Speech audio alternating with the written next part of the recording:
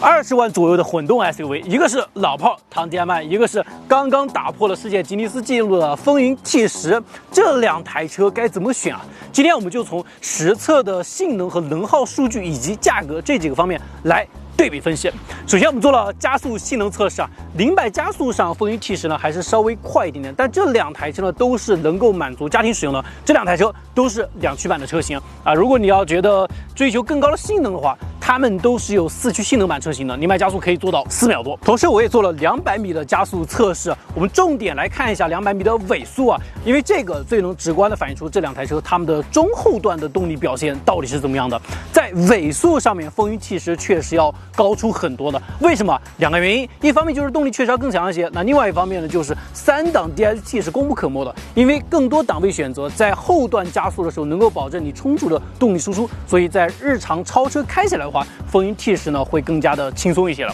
OK， 再来说能耗方面，这两台车它们的纯电续航达充率都是挺高的。风云 T10纯电续航跑了164.8公里，唐 DM-i 呢跑了是150.8公里。再来说一下亏电油耗测试，按道理这个是比亚迪的优势，对吧？实测呢，唐 DM-i 亏电油耗是5.2升每100公里，但是风云 T10更有惊喜一些，它的100公里亏电油耗居然做到了4.95升。为什么会这样？一方面就是奇瑞的这台 1.5T 的第5代混动发动机呢，确实热效率比较高；另外一方面还是3档混动变速箱的原因，因为在高速的时候它可以选择更高的档位，所以发动机转速呢更低一些，那自然就更省油一些。唐 DM-i 是没办法，对吧？只有1个档位，所以跑高速路段居多的情况下，风云 T10它的油耗是有优势的。OK， 最后一点，我们来说一说价格。这两台车，风云 T10的指导价格比唐 DM-i 足足便宜了2万块钱，而且风云 T10的纯电续航全系都是210公里的，也就是说，你花18.99万元买到了风云 T10，就有210公里的续航。而这个指导价格，你只能买到唐 DM-i 112公里的续航版本车型。